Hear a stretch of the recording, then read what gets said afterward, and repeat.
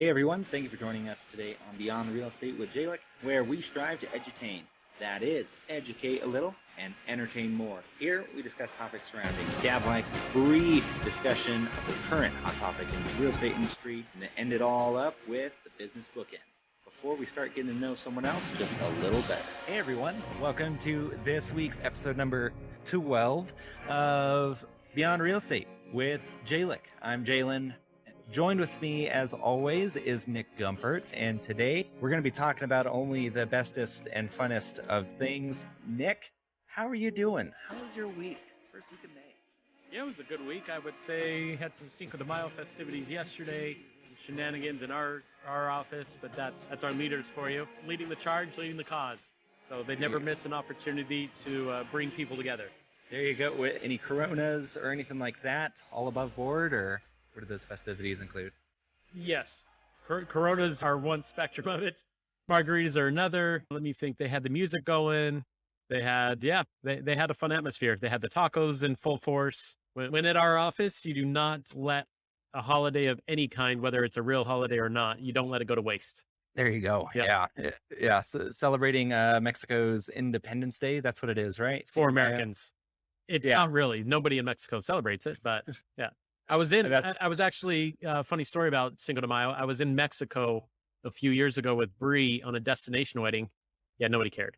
Nobody, not one Mexican in Mexico was like, hey guys, everybody, by the way, nobody cared. Yeah. No, my parents are direct immigrants from Mexico, and they do the 4th of July. They do that more intensely. There's nothing planned for Cinco de Mayo. It's like 4th of July. Hells yeah. We're getting fireworks, we're getting beers, we're getting family. Yeah. Cinco de Mayo.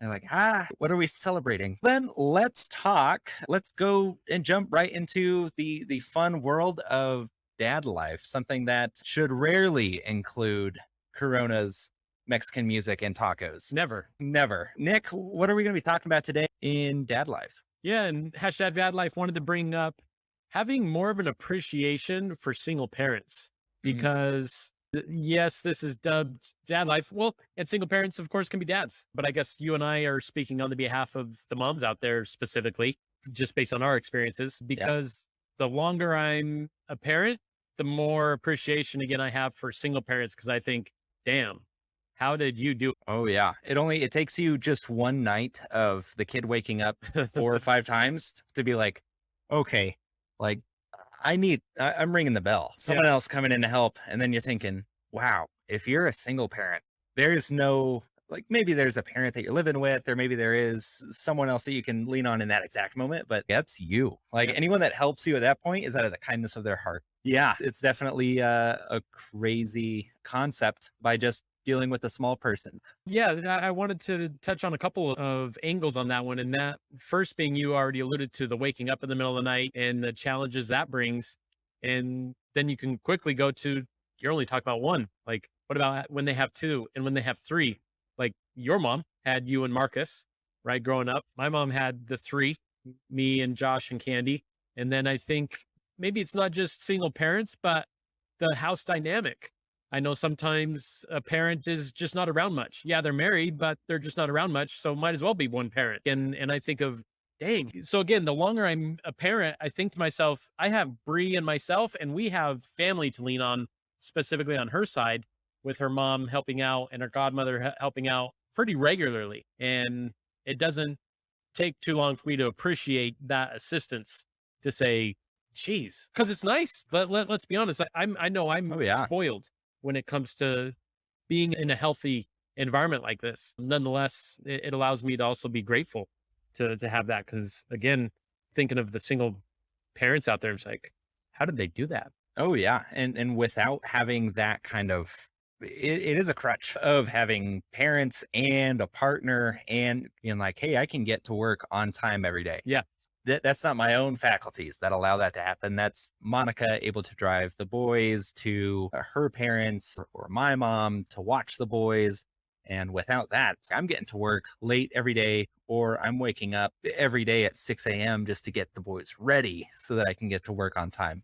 So without that, I can't even imagine. So it's like kudos to the parents that are able to just figure that out. Yeah. And not, I don't know that they ever figured it out. I think they just grinded it out. But nonetheless, like I said, kudos to them because, yeah, you and I are seeing how challenging it is. And then you haven't even touched on the financial piece and not Oh, just for one jeez. kid, but for multiple kids. And you're just like, how did you, again, I think to myself, I already have multiple times, like, how do people do that? It's mind boggling to see some of these single parents that have been able to find a way. And you can guarantee it probably wasn't always pretty, but they found a way. No. So, Yeah. And at the end of the day, it's just a success, just getting through it. Yeah.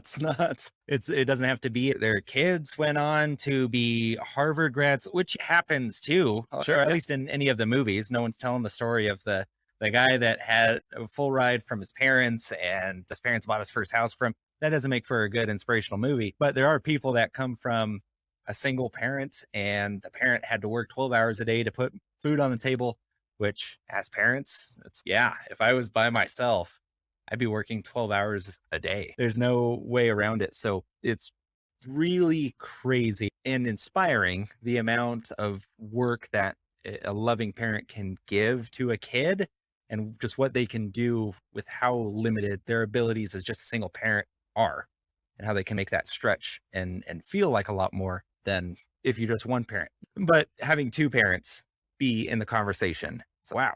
Yeah, you take your foot off the pedal sometimes when you have that second person that you can constantly rely on. They'll take care of the laundry and stuff like that. So the way that single parents that have these immaculate homes at the end of the day, it's even more mind blowing. My house isn't perfect. Yeah. So I don't know how you do it by yourself. Goodness, when do you sleep? Yeah. Yeah, absolutely. And then again, so we briefly touched on the challenges with one kid. Then you're talking about multiple kids for some of these single parents. Then you're talking about the financial pieces. Then it comes to extracurricular things because kids don't want to stay at home all the time. So it's, okay, I got to take Jalen to here and Marcus to there. So Jalen, talk about your personal experience a little bit. What was it like in that single parent dynamic? Yeah. So mom didn't have anyone else that she would regularly go. She was always very protective about my brother and I. And so she didn't have a lot of random dudes coming in through the house. It was just her. She also worked nights, which had its own struggles of Sunday, she's sleeping because Sunday night she's working. She would try to find fun activities though to do on that Thursday afternoon, Friday afternoon, Saturday. If she was able to take something for vacation or go on a day trip somewhere, that was something that she would make sure we at least did a few times a year of visiting family, going for a few days to Grand Junction, going to Wyoming to see her family up there. That was how she balanced it. But it came to she was very open with us too, of letting us know why she had to do these things, why she had to sleep during the day, why that was important. She'd always make sure that we were fed or that we had somewhere safe to sleep. We never slept by ourselves, just two kids. We'd always have a babysitter or something that she'd work or deal with. And yeah, that was really how it worked. She leaned heavily on other people, but also hustled the way of she hustled in how she was going to make sure that we were safe, make sure that we were fed, make sure that we had the bare necessities taken care of. And then when she could provide extra, she would. Yeah, that was a big thing, and taking us everywhere with her. So that was the other big thing. It was the three of us. And so I know that she's very proud of that. And I think that's probably why my brother and I do have such a close relationship with our mom, is because it was that kind of relationship. We were just a part of everything with her free time. Yeah. And I know Teresa was a single parent between when Ed and her separated, and then when she met Monty and they got more serious and ultimately got married. So how was that? Because that's 3 kids, or at least I think at that time, was I born? Was I just on the back end? On the back end before her and Monty officially married. Yeah, because you were what, 95 and they were 98. I think they got married in 98, 99, something like that. One of those. Yeah. So how is that? Because you guys were all also there was no like 4 or 5-year-old. Everyone was a little bit more grown, middle school, high school. So how was that? Seeing how she handled it? Yeah, like looking back, it's interesting because now I look at myself as a parent and I think to myself, I would replicate again, I guess there's no right or wrong way to parent. There's just preferences again. But I think my mom leaned on individuals when it came to travel. I did travel soccer, and she wasn't of the mindset I need to be at every game. And I do not in any way, shape, or form think that was a bad thing. Like I prefer that as a kid because I look at today's day and age and I feel like the norm is parents feel like they have to go to every single thing. And in my opinion, that's weird to me because I didn't grow up with that, but I also don't, again, I don't resent her for that. And Yeah. I think that's healthy. I think it's healthy for kids to grow up in an environment where they're not always looking over their shoulder to say, "Oh, did they see that just now?" No, like, and I appreciate that because I definitely didn't miss out on any experiences. There was nothing that I can think of during those years that I was like, "Oh, I can't do that.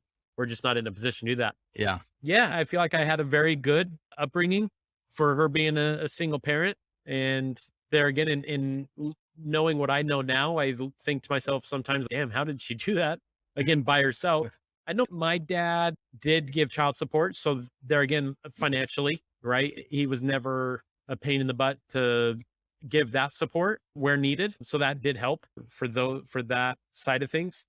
But yeah, my experiences, I feel were very good ones.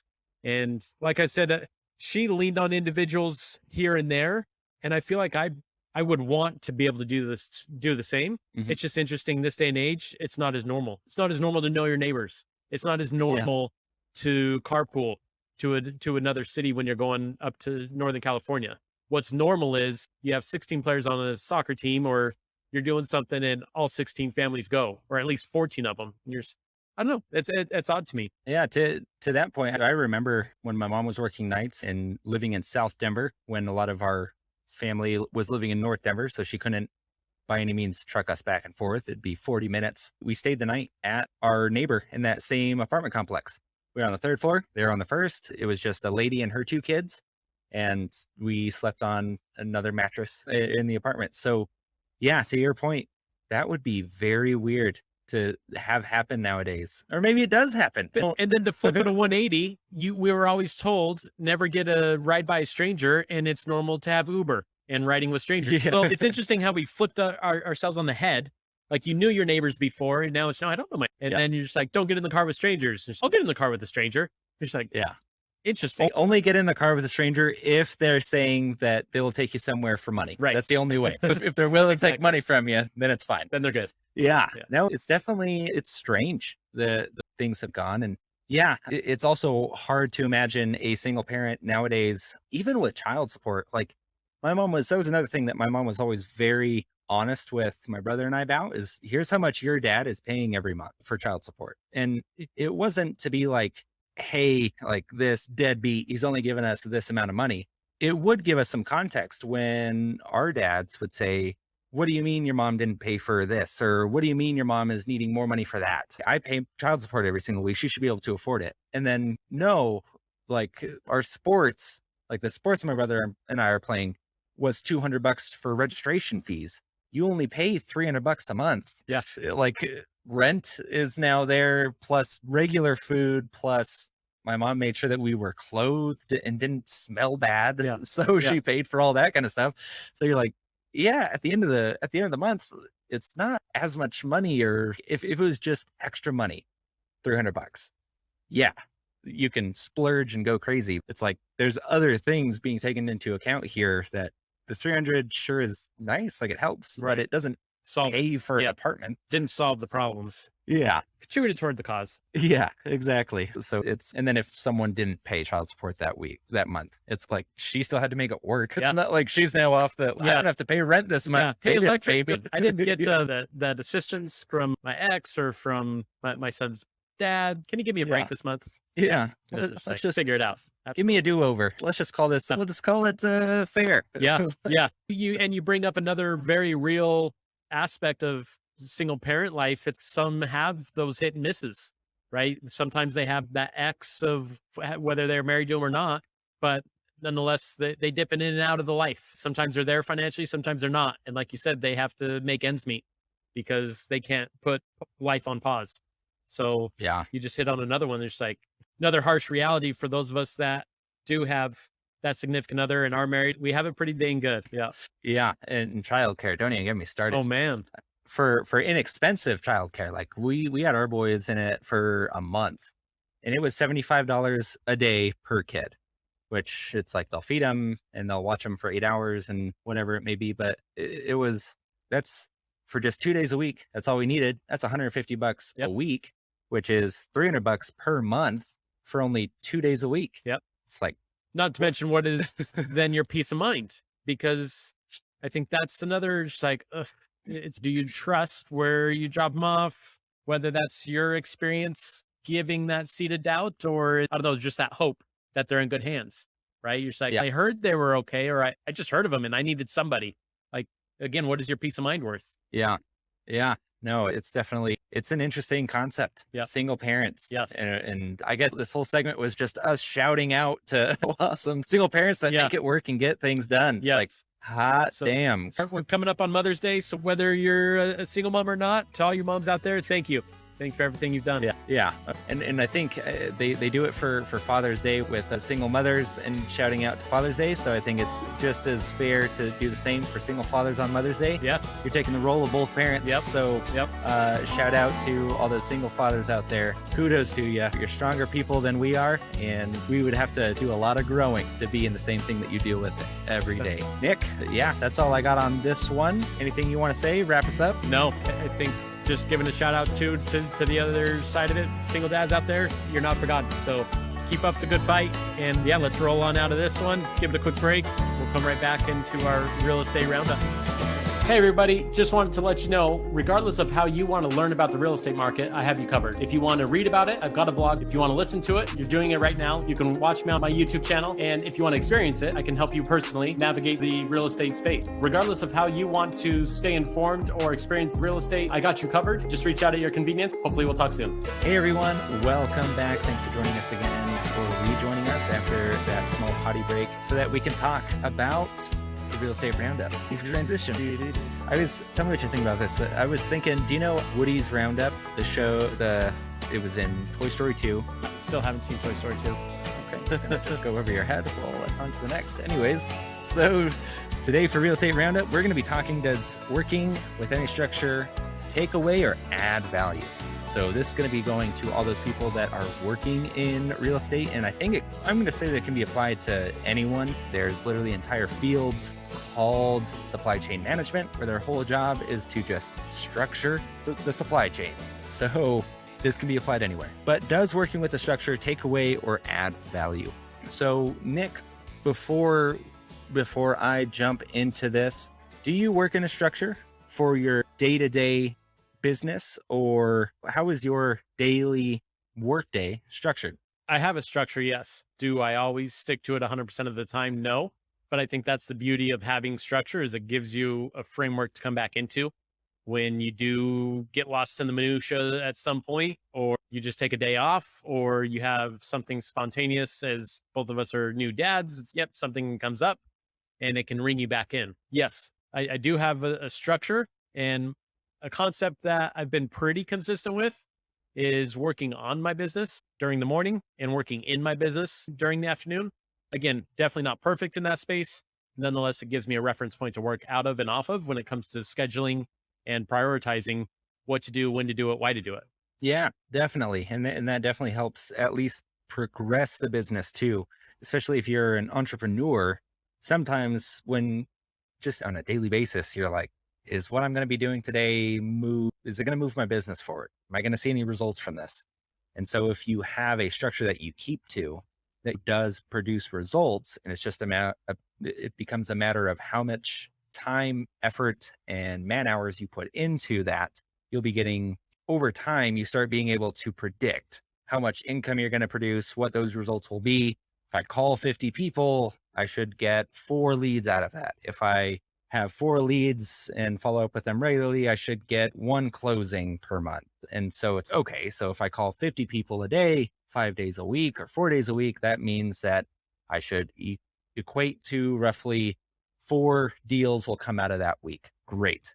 Now, it's not always as nice or as simple and straightforward as that. And there's plenty of other things that we can talk about, the mental aspect of things, because anything on paper is super easy, but there's a reason why diets and exercise don't always work. And it's not because the diet or the exercising, it's about sticking to it and being consistent. That consistency part is hard. But yeah, I'm right there with you though. I have a structure, a weekly built structure, and it allows me to focus on the things that I know I need to do.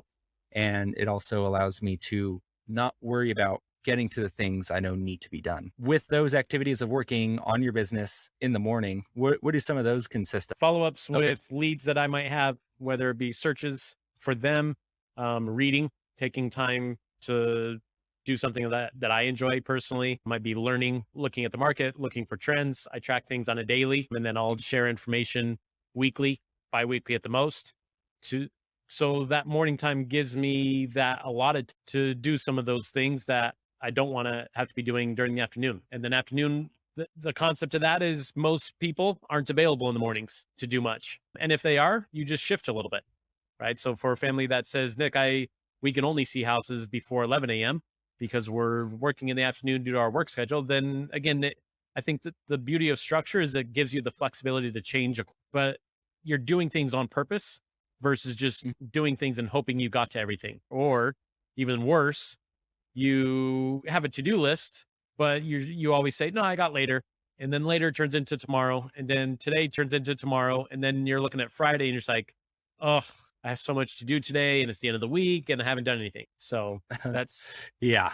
that's my elaborated answer as to what do I do in the morning. It gives me that structure to have those searches, right? And follow up with individuals. And again, give time to myself. I think that's an important piece. Invest time in yourself. Yeah. If we say we like to learn, well, when do you allow yourself to do that? Yeah, and again, it's allowing you to structure your day to make sure you hit the things that are important and that will drive your business forward. So, just taking a second to even think and go just one level deeper than that and say, what do I need to accomplish in the day? And then building your schedule around that. That was something that I did and that I enjoy saying, hey, I want to do 3 blogs a week. I want to do 2 videos. I want to do 1 podcast. And so it's, wow, that's a lot. And it is if you don't have your days structured to where you say, hey, I have an hour on Wednesday afternoon to write 1 blog. I have an hour on Friday afternoon to record my 2 videos. Those are the types of things that you're able to make sure that you get what you want to have done in your business done. And then keeping it to that structure also makes sure that you don't go on some random tangent Monday afternoon when you know that you should be following up with someone or sending that email or whatever it is. And then you go, oh, I just saw that thing and it's making me think of a blog post or, oh, I want to start, I do want to learn about that. And so then you put the thing you should have been doing off to the side. I can just do that tomorrow.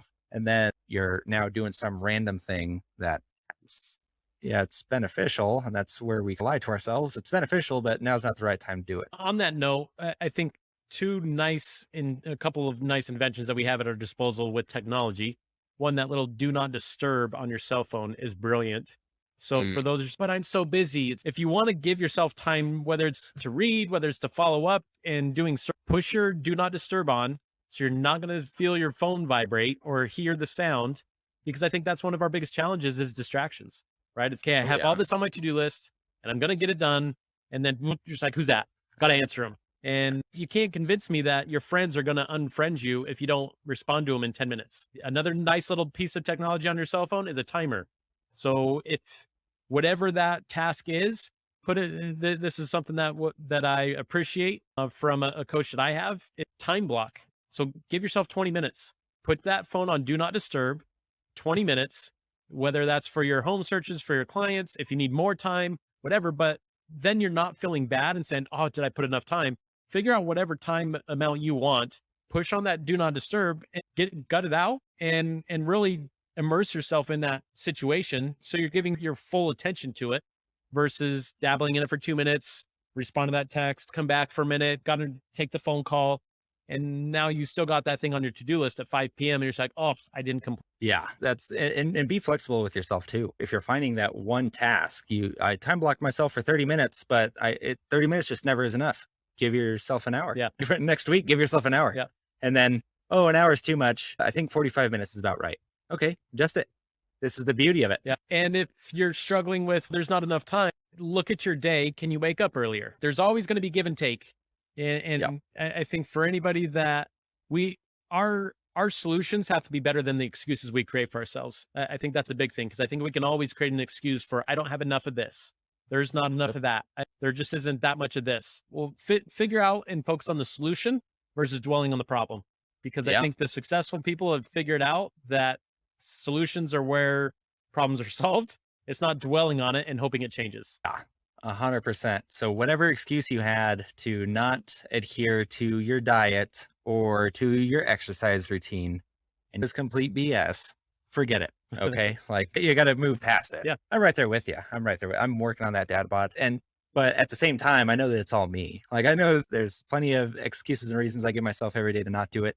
So with that little metaphor, now please apply it to your business so that you can become more wealthy and less stressed about how you're not able to complete all the things you think you should be completing. That's all I got. Let me flip it 180 degrees. Can you think of any drawback of having a structure?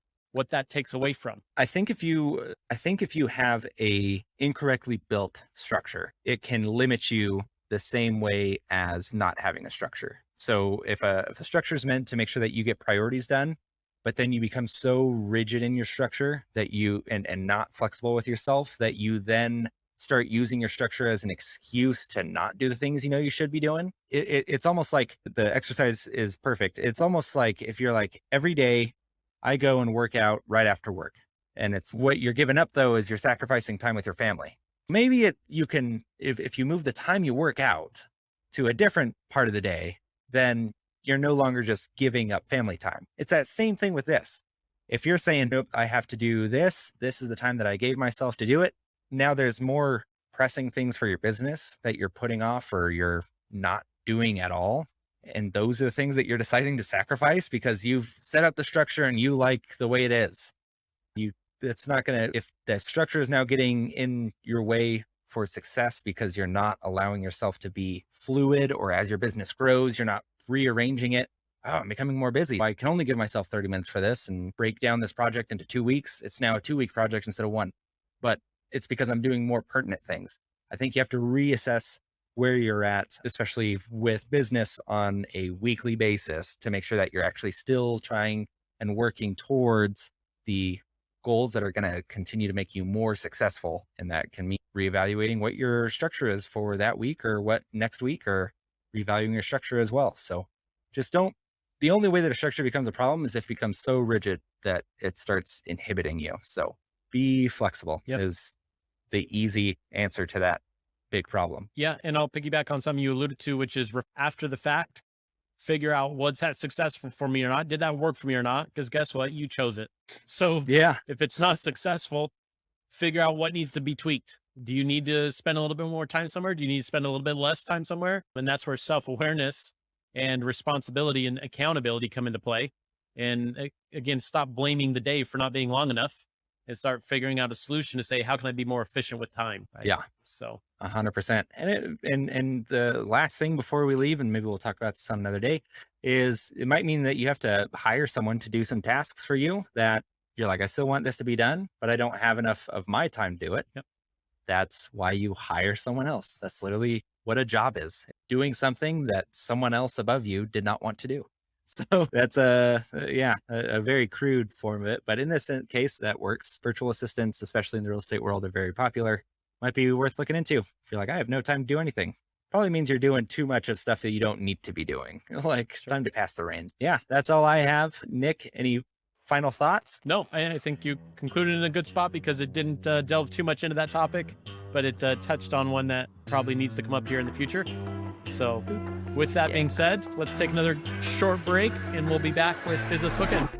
Hey, thanks for listening to the podcast so far. Wanted to let you know about something free Nick and I are giving to every single one of our listeners, and that is HomeBot. HomeBot is a free monthly real estate digest. You can know the value of your home, or if you're looking for a home and don't want to be bombarded by realtors giving you calls and mortgage lenders, a free tool that lets you look at what is currently happening in your real estate market. Check the link below and be sure to sign up today. All right, let's jump back into Beyond Real Estate with Jalen. Hey everybody, thanks for joining us for our last segment here on Business Bookend. This week we wanted to touch on Adam Grant's newest book, Think Again. So, Jay, heard of it? Yep. Yeah. Gonna throw something at you. So, one of the main ideas behind it is it's not a bad thing to maybe change your opinion. What is your first thought on that concept? Yeah, I think being flexible in one's opinion makes sure that you are willing to rethink your position and you're willing to also see that other opinions might have some validity. So I'll fire back. Devil's advocate, say you're just a flip-flopper. You don't know what you believe. now, I don't like being called a flip-flop, but at the same time, I don't think that, I think having core values, but I don't think that adjusting your opinion, if you have new information posed to you, means that you've flip-flopped. It means that you've, if anything, just strengthened your current view. And I think that mentality also can be a little harmful if you believe that if you were to change your mind, you've now said that you were previously wrong or that your previous idea couldn't be better. So that's where I go with that. If someone's saying, no, now you're flip-flopping, it's either adjusting your point of view in order to fit the facts that the new information that you have been presented to you, or you just become hardened in your stance no matter how much information is thrown at you and you're saying, nope, I refuse to acknowledge anything that you're saying is valid. So is that really where that's the alternative? Right. So Yeah, just because that's the way I've always known it to be. That has to be the way it will always be. Yeah. this is the way. Yep. So another concept he brings up is the ability to unlearn. So not just the ability to learn new things, but the ability to unlearn. And we alluded to it just now, of accepting that maybe the way we understood things again wasn't right, or there is a better way, because we all have habits. And I think that's the challenge sometimes, is we get caught up in doing things a certain way and we do it over and over again. You have to unlearn that to then be able to relearn maybe a new skill set. Where does your mind go with that? The first thing that I go to with that one is beginner's luck. Someone sees someone else succeeding and when they're brand new at it, they're like, oh, beginner's luck. That's what is beginner's luck. Yeah. It just means that they went into this without any preconception of how it needs to be done. And so the mortgage world is actually one that is very popular for wanting to have brand new people. Mhm. I don't want any previous experience or whatever, because you're going to have ideas and thoughts of how to do things that we don't want you just to come in and think that's the right way. So being able to adapt and understand that the way that you had it previously can be built upon and you can grow continually. And if you're not seeing the success that you think you should, to almost take that step back and be like, how would a beginner view this? That's why I think beginner's luck is what my mind goes to with that. Okay. Here's something that stuck with me from the book, and it revolves around the idea of intelligence. And we used to value intelligence as what you knew and now we view it as the ability to rethink and learn. What are your thoughts with that idea? Oh, 100%. Back in the day, computers weren't around. Sure. So you were literally, hey, how much information can I just put into between my own two ears so that I can apply that to the world? And it was like, wow, how learned it? And it made sense. He's so knowledgeable. He knows these things of these areas, and he's always seems to know the answer to things. And that's because that would be advantageous. That's out the window. Now it's like the dumbest guy in the room still has access to all of human history in his pocket. Yeah. And so it no longer becomes a competition of how much can I just remember, which is schools are slowly transitioning away from that, acknowledging that's not the right way, because you'll never have a calculator in your pocket at all times. Yes, I will. Yeah. And anywhere that tells me to not have it, I will literally rebel against them. It's different. The way that how available technology is to everyone definitely plays into that. And I think that now it becomes how quickly everything is adapting. If you're not on the newest thing, almost the day it comes out, the next day, you're behind everyone else. Sure. Especially in a business world where technology is constantly coming out. And if you're still adhering or believing that the right way to do it is the way that was done 5, 10, 15 years ago, you're dead in the water. So adapting and overcoming, I 100% agree, is 10 times more valuable than information alone. And then just being able to decipher that information, right? Oh, yeah. Before it was based on what you know, but now everybody knows and is exposed to the information. So now it's someone like ourselves in the spaces that we occupy, being able to decipher, look, that's not giving you the full story, or these are numbers you can disregard. Here's the ones that matter, because everybody has so much information. It's how do you now make sense of that? And which ones can you legitimately say that is important versus that one you don't need to waste your time with. So stop bringing that up because it's irrelevant in this scenario. And all those too it's knee jerk too. A lot of the quick hits of what you think and of the information that you get on a topic that you don't closely follow is a knee jerk that's meant to try to make you be interested in it. And so the only way they can do that is with a knee jerk title or clip or whatever. And you have even less information, even though you think that you're informed. Yep. You think I completely understand the crypto and NFT world because Dogecoin has increased by 10,000% over 24 hours. And a guy that did $100, that put $100 into it 10 years ago is a millionaire now. You can't just keep quoting the titles of articles. Did you read the article? Right. And that's where that curating of information comes in. And being able to decipher and curate the information is 10 times more important today than just getting information. Yep. Yeah. Okay. Those are my main sticking points that I wanted to address, because I think it is an interesting concept to rethink, to pause and think, okay, is that the best way? Because I think our natural response as a human in general is we tie ourselves to, Melissa mentioned this last week, we tie ourselves to what we think. I'm a bad person for thinking that. And I couldn't disagree more. And not to say she agreed with that. She just brought that up as that's very normal to do, is tie ourselves with our thoughts. Or if we're wrong on something, that means we're a failure. And I think that's normal. Nonetheless, it goes back to self-awareness and making sure we're taking the full context of things, and that it's okay to rethink things. Like you said in the beginning, Jay, it's what information do we have at our disposal now that we maybe didn't know 10 years ago, 20 years ago, and now it makes sense to say, that isn't the best way to go about something.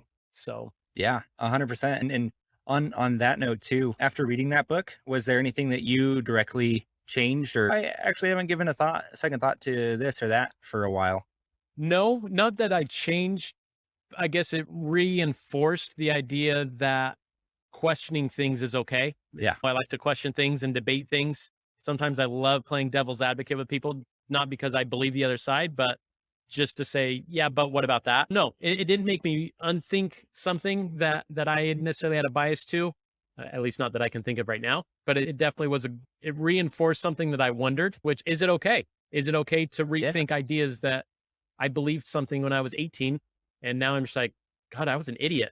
But maybe I wasn't as willing to admit that, I had much different views then, because I think we're embarrassed sometimes to be like, oh, that was embarrassing when I thought that. So you just don't want to bring it up. You reflect on it and you're like, why did I say that? It's closed. Idiot. Yeah, it's like clothes. It's like in the moment, you're just like, oh, Mom, Dad, you guys are dumb for not thinking this style's not hanging around. 15 years later, you're just, God, that was a bad choice. Like, I strutted in that. I am ashamed of myself for strutting in that. Yeah. Goodness. Yeah. No, I love that. And I think that, it sounds like a very interesting book. I did get we talk stuff. We talk stuff about me not reading Dweck's work. Just referring back to a few. I do have the book now in my backpack, and it's moved from the bookshelf to the backpack. We're slowly moving. See if you can finish it before I do. Hey, 10 minutes a day. Do not disturb. 7:30 a.m., 8 a.m., whatever it is, 10 minutes, and just creating that habit. Yep. As Rebecca Black said, 7 a.m., waking up in the morning, got to get ready, got to get dressed. It's Friday. Got to get down on Friday. Nick, that's all I have for this week. Do you want to grace us with your beautiful parting words and salute to all the people about where, when, what time they're watching it? And... Yep. I got it. Okay. Listeners out there, thank you for listening. We're back here, same time, same place next week. So however you may be listening, good morning, good afternoon, good evening. and we'll catch you later. Want to see, hear, or listen to more of Nick's take on California real estate market? Check out my links below. Also, check out the links below for more information on products, books, or references made in this podcast. And please don't forget to subscribe, like, and share.